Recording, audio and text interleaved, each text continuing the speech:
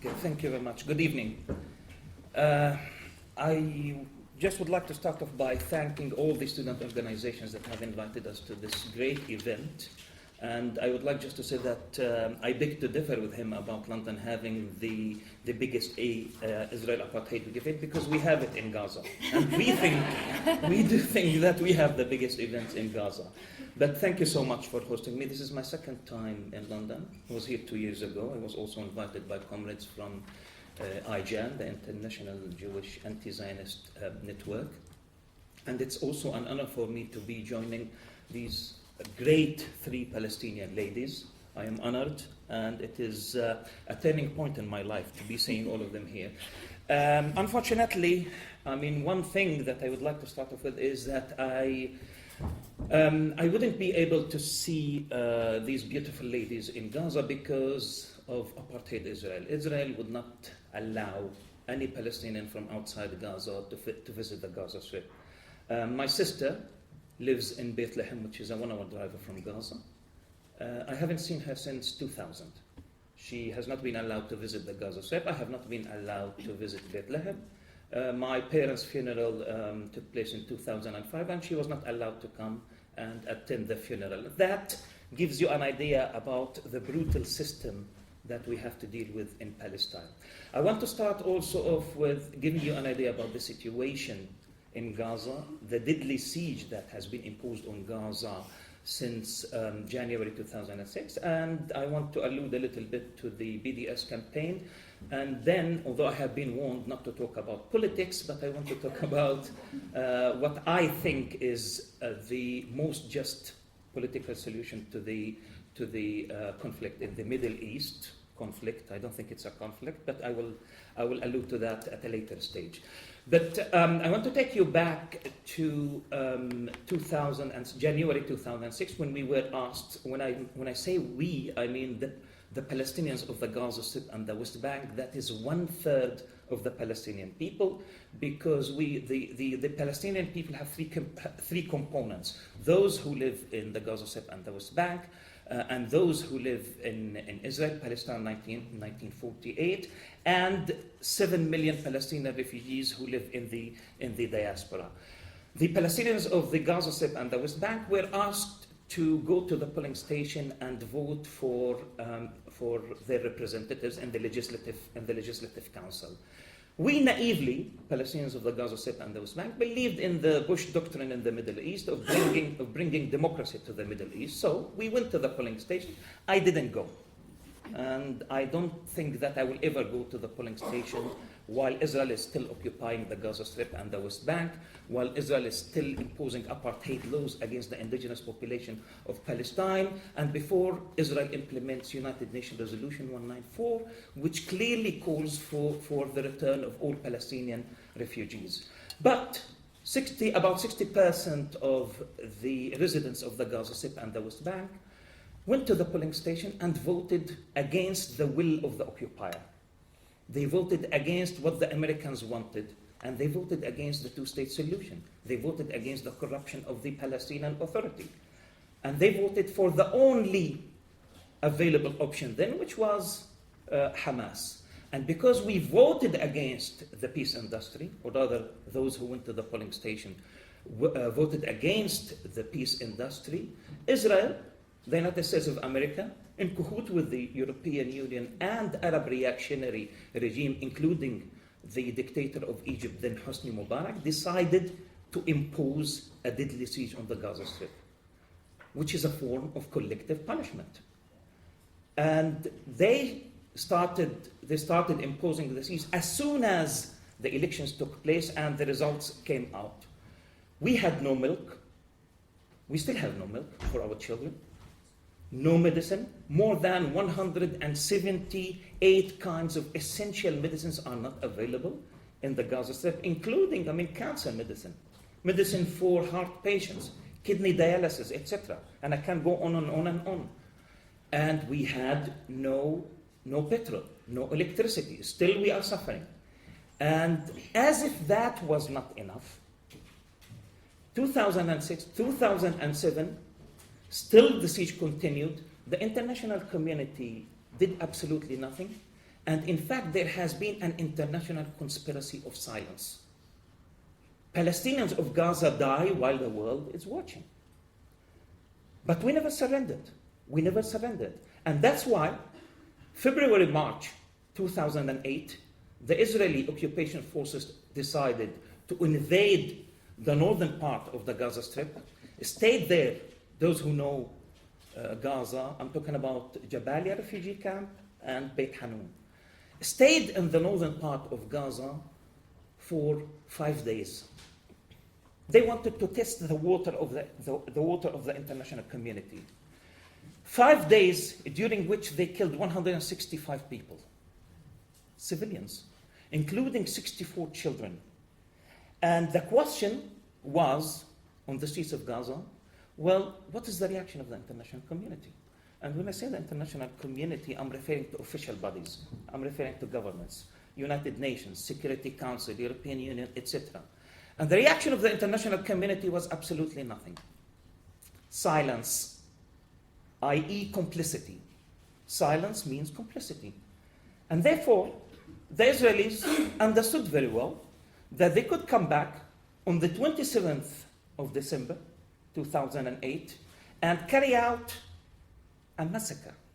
On the first day of the massacre, on the 27th of December 2008, the first 3 minutes of the massacre, about 270 Palestinian civilians were killed.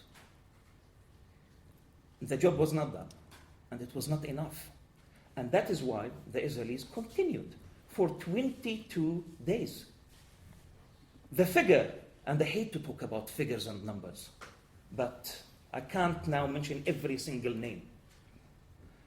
1,443 Palestinians were killed within 22 days, including 434 children. Now, Gaza had already been under medieval siege. Beit Salem, an mainstream Israeli human rights organization, called the Gaza Strip then the largest open-air prison. Richard Falk, Special Rapporteur, UN Special Rapporteur to the occupied territories, said it was a prelude to genocide. That was before 2008. Ilan Pappé, our friend and comrade Ilan Pappé, the courageous, conscientious Israeli historian and activist, called it slow genocide. But that was not enough. And that's why the Israelis wanted to continue, because the international community was silent. It's an international conspiracy of silence. On the 22nd day of the massacre, the Israelis decided to stop because of the inauguration of the new American president. Now, we expected the world to say something. I mean, the world in the 60s, 70s, and 80s endorsed the South African BDS call against the apartheid system of South Africa. Now, in Palestine, what we are witnessing is a multi-tiered system of oppression. Desmond Tutu, Archbishop Desmond Tutu, Ronnie Castle's anti-apartheid activist, told us that what we are witnessing right now in Palestine is far, far worse than what they had seen in South Africa under apartheid. Now, we looked at the South African experience, and we wanted to understand what made the world react, albeit late, in the late 80s, against crimes committed by the apartheid system. Apartheid is a crime against humanity. Everybody knows this. According to United Nations Resolution 1973, apartheid is a crime against humanity. And then we went back, we looked at the calls made by the anti-apartheid movement. The first call came out in 1950, here in London actually. You know, a group of anti-apartheid ANC activists came up with a call, BDS, calling on the international community to boycott apartheid South Africa, divest from it, and impose sanctions against it until it complies with international law. No political solutions, international law. Now, it took the international community more than 30 years to heed that call. The international community seems to be a bit slow. It took them about 30 years. And in the mid-80s, your Margaret Thatcher and Ronald Reagan considered Nelson Mandela a terrorist. Margaret Thatcher talked about constructive engagement with the apartheid system. 1984-85. But by 1990, Nelson Mandela was released. So what happened? 1994, Nelson Mandela was elected as the first black president of multiracial South Africa. Anything wrong? Okay. 1994, he was elected as the first black president of multiracial South Africa. Now, in our case, Palestine, almost all Palestinian civil society organizations have endorsed our BDS call, which came out in 2005. In 2004, PACBI, the Palestinian Campaign for the Academic and Cultural Boycott of Israel, was formed. Now, when the call came out in 2005, more than 170 organizations signed it. But as I speak to you right now, I know very well that there is an overwhelming consensus around the issue of BDS. Almost all Palestinian civil society organizations and political organizations from extreme right to extreme left have endorsed the BDS call. Exactly like South Africa. The South Africans formed the UDF, the United Democratic Front. We have the Boycott National Committee, which includes everybody, representatives of all political organizations. Now, Israel, exactly like apartheid South Africa, considers the growing BDS campaign, initially it considered it a strategic threat. And now it is considering it as an existential threat against the state of Israel. That we, BDS activists, which means all Palestinians, want to destroy the state of Israel. Well, the BDS call against apartheid South Africa called for the destruction of the apartheid system, for the destruction of oppression, not the destruction of white presence in South Africa. The same thing. What we are calling for, three demands. Implementation of United Nations resolution, which calls for the withdrawal of Israeli troops from Arab lands it occupied in 1967, one. Two, an end to Israel's apartheid policies against the Palestinian citizens of the State of Israel, and end to apartheid. Three, implementation of United Nations Resolution 194, which clearly calls for the return of about 7 million Palestinian refugees. Now, that is considered a call to end the State of Israel. Well, that is something that we can discuss. But again, still, the Israeli war machine, and I want to give you one piece of information. When Israel attacked Gaza in 2008, a poll conducted by Haaretz newspaper showed that 94% of Israeli Jews supported the attack on Gaza. But that was not enough. Killing 1,400, etc., was not enough. Ongoing siege, which has led so far to the death of more than 900 terminally ill people, that's not enough. And therefore Israelis voted for the most fascist government in the history of the State of Israel. A government that has Benjamin Netanyahu and Avigdor Lieberman. Avigdor Lieberman, for those who don't know, openly calls for the ethnic cleansing of Palestine, euphemistically called transfer. Ethnic cleansing of Palestine. People went to the polling stations and voted for Avigdor Lieberman. And therefore, exactly like what happened in South Africa, in 1985, 75% of white South Africans voted NP, National Party, voted for apartheid. But in 1994, the same percentage voted against apartheid. So what happened? It is BDS. It's the BDS call. Because the blacks of South Africa, exactly like the Palestinians of Palestine, had what Edward Said calls the higher moral ground. And we have the higher moral ground here. Justice. That is what we are calling for. We are calling for justice, implementation of United Nations resolutions pertaining to the question of Palestine. And as I said, what happened in 2008, 2009 was not enough. And of course, Avigdor Lieberman cannot leave the most fascist government in the history of the State of Israel without leaving a mark on the consciousness of the Palestinian people. And that is why they came back in November 2012.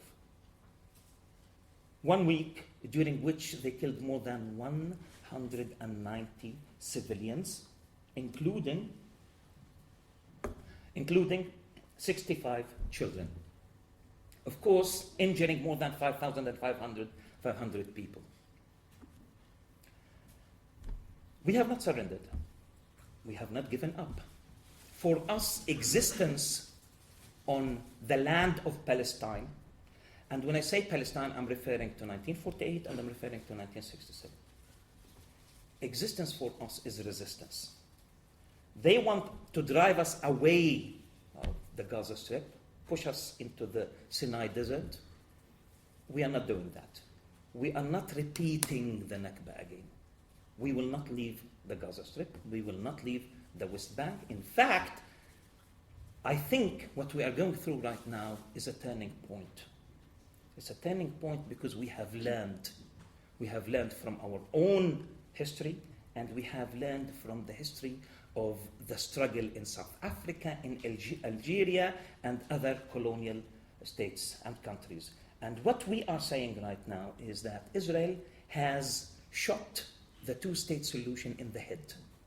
And when I say two-state solution, I have never personally, and I know that I'm being politically incorrect now, because I'm talking about political solutions. But after Gaza 2008 and 2009, actually I don't care. I don't care at all. Because Palestinians of Gaza and the West Bank are fed up. They're fed up with this international conspiracy of silence, with people watching children dying on the streets of Gaza. I mean, what does it take? What more than the amputated bodies of the children of Gaza does it take the international community to do something? I mean, what we are saying is that every individual has a moral responsibility. We refuse to buy things made in apartheid South Africa in the 70s and 80s as individuals. I'm not talking now about collective responsibility, individual responsibility. And I think that you have a moral responsibility. We have the higher moral ground here as the Palestinians, and what we are asking you is to boycott apartheid Israel. We want equality. We want justice. Now, if we want to follow the logic of the supremacists in Palestine, Israel, I mean, South Africa, well, we don't have the right to exist. Golda Meir in 1967, so when she was asked about Palestinians, she said, who? Who are they? They don't exist. And what I'm saying is that our existence is resistance. And we think, and now I'm taking off the hat of the BDS activist and putting on the hat of the one-state activist, that now Israel has shot the two-state solution in the head. So for practical reasons, I don't think that it will be possible to have a sovereign independent Palestinian state on 22% of the historic land of Palestine, i.e. the Gaza Strip and the West Bank. Israel has redeployed its troops around the Gaza Strip and transformed it into the largest concentration camp on earth. And Israel has expropriated more than 54% of the land of the West Bank. Greater Jerusalem, existing settlements, and by the way, for those who display ignorance, those racists who display ignorance and don't like to hear these figures, when the dovish government of the Labour Party of Israel decided to sign the Oslo Accords in 1993, the number of Jewish settlers in the Gaza Strip and the West Bank was 193,000. Now, the number of Jewish settlers in the West Bank alone, because no settlements in the Gaza Strip, has risen to 600,000. And when I say settlements, I'm not talking about outposts there and here. I'm talking about cities and towns, by the way. And these settlements we are not allowed to visit these settlements. We are not allowed to drive on the roads, the zigzag roads leading to these settlements. So yes, in the West Bank there is apartheid. In Gaza Strip, which is the largest concentration camp on earth, we cannot leave the Gaza Strip. I told you I haven't seen my sister since 2000. But I'm also referring to the apartheid system implemented in Palestine in 1948 against Abir Kopty. I'm not talking about now the direct military occupation of the West Bank, the besieging of the Gaza, even the apartheid system in Israel itself. Israel doesn't define itself as the state of its citizens, by the way, for those who insist on displaying ignorance. White South Africa was for whites only, white democracy. Israel is a Jewish state, the state of Jews all over the world. Not my state, not her state. And there are question marks here to be asked. There are questions to be asked. And I think if you have the minimum of morality and humanity, you should consider boycotting apartheid Israel until it complies with international law. That's what we are asking for. And the one-state solution, again, going back to my role as a one-state activist, is a compromise, a generous compromise from the colonized victim offered to the colonialist, to the supremacist who's decided to come and settle in Palestine. We are offering him or her to share the land of Palestine together. And I think Gaza, and I want to finish now, I'm sure that you are furious with Gaza 2008, 2009, as I said once, was the Sharpeville of the Middle East, with reference to the Sharpeville massacre in South Africa in 1960, which was a turning point in the struggle against apartheid. And I'm saying now that Gaza 2012 is the Soweto of the Middle East. The Soweto Intifada, the Soweto uprising that took place in 1977 was the beginning of the end of the apartheid system and oppression in South Africa. And I know very well, as a fact, that Gaza 2012 is the turning point that will ultimately lead to the destruction of apartheid in Palestine and the establishment of a secular democratic state on the historic land of Palestine. Thank you so much.